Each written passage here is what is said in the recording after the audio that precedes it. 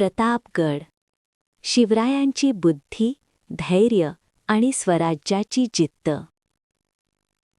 सह्याद्रीच्या कड्या कपारीत एक स्वप्न जन्माला आले होते, स्वराज्याचे स्वप्न.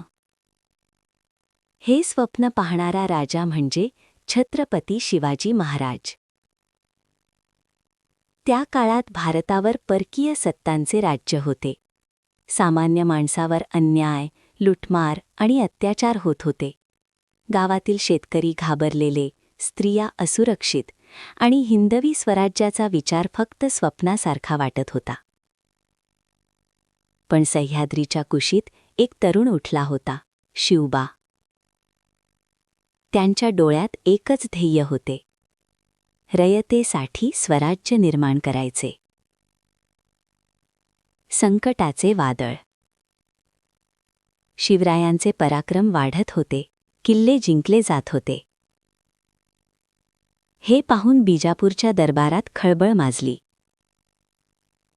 तेव्हा बिजापूरच्या आदिलशहाने एक भयंकर सेनापती पाठवला, अफसल खान. अफसल खान हा उंच, बलाढ्य आणि क्रूर स्वभावाचा होता. त्याने शेकडो गावे उद्ध्वस्त केली, मंदिरे फोडली, लोकांमध्ये भीती निर्माण केली. त्याचा उद्देश एकच, शिवाजी महाराजांना संपवणे. संपूर्ण महाराष्ट्रात चर्चा सुरू झाली. अफसल खान आला आहे, आता काय होणार? पण शिवराय घाबरणारे नव्हते. शिवरायांचा धीर. शिवरायांनी आपल्या मावळ्यांना बोलावले. ते म्हणाले, शत्रू मोठा आहे, पर आपली बुद्धी आणि धैर्य त्याहून मोठे आहे. आपण लढू स्वराज्यासाठी. त्यांनी प्रतापगडाचा किल्ला निवडला. हा किल्ला सह्याद्रीच्या दाट जंगलात होता. डोंगर, दर्या, झाडे सगळेच शिवरायांच्या बाजूने होते. भेटीचा डाव. अफसल खानाने संदेश पाठवला, शिवाजी घाबरला आहे. तो माझ्याशी तह करायला तयार आहे. पण शिवरायांना माहीत होते, हा तह नाही, हा विश्वासघात आहे. दोघांची भेट ठरली, प्रतापगडाच्या पायथ्याशी. शिवरायांनी आपल्या अंगावर चिलखत घातले, हातात वाघनखं आणि बिचवा लपवला. त्यांच्या आई जिजाबाई यांनी त्यांना आशीर्वाद दिला. त्या म्हणाल्या, जा शिवबा, हा संघर्ष स्वराज्यासाठी आहे. निर्णायक क्षण. दिवस आला. प्रतापगडाच्या पायथ्याशी दोन्ही बाजूंचे सैनिक उभे होते. संपूर्ण वातावरण तणावपूर्ण होते. शिवाजी महाराज आणि अफसल खान एकमेकांसमोर आले. अफसल खान मोठ्याने हसला. तो म्हणाला, अरे शिवा, तू इतका छोटा राजा माझ्याशी लढणार? त्याने शिवरायांना मिठी मारली. पण त्या मिठीतच त्याने अचानक खंजीर काढून वार करण्याचा प्रयत्न केला. पण शिवराय सावध होते. त्यांनी वाघनखाने अफसल खानाच्या पोटावर वार केला. क्षणात परिस्थिती बदलली. अफसल खान जखमी झाला. मावळ्यांचा पराक्रम.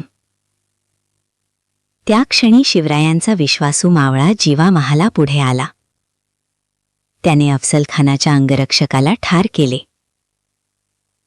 म्हणूनच म्हणतात, होता जीवा म्हणून वाचला शिवा. किल्ल्यावरून तोफेचा आवाज झाला. हा संकेत होता. सह्याद्रीच्या जंगलातून मराठ्यांचे मावळे बाहेर आले. शत्रूवर हल्ला झाला. थोड्याच वेळात अफसल खानाची सेना पराभूत झाली. स्वराज्याचा आत्मविश्वास. या विजयामुळे महाराष्ट्रात एक नवीन आत्मविश्वास निर्माण झाला. लोक म्हणू लागले, छत्रपती शिवाजी महाराज फक्त राजा नाहीत, ते स्वराज्याचे रक्षक आहेत. प्रतापगडाच्या विजयाने एक गोष्ट सिद्ध झाली. शक्तीपेक्षा बुद्धी मोठी असते, भीतीपेक्षा धैर्य मोठे असते. आजच्या पिढीसाठी संदेश. शिवाजी महाराजांची कथा फक्त इतिहास नाही, ती एक प्रेरणा आहे. आजच्या तरुणांनी शिवरायांकडून 3 गोष्टी शिकाव्यात. 1. ध्येय ठेवा. शिवरायांचे ध्येय स्वराज्य होते. 2. संकटात शांत रहा. अफजलखानासारख्या संकटातही त्यांनी बुद्धीने निर्णय घेतला. 3. लोकांसाठी जगा. शिवरायांचे राज्य रयतेसाठी होते. शेवटचा विचार. सह्याद्री अजूनही उभा आहे, प्रतापगड अजूनही उभा आहे, आणि इतिहास अजूनही सांगतो, एक राजा होता ज्याने स्वराज्यासाठी सर्वस्व दिले.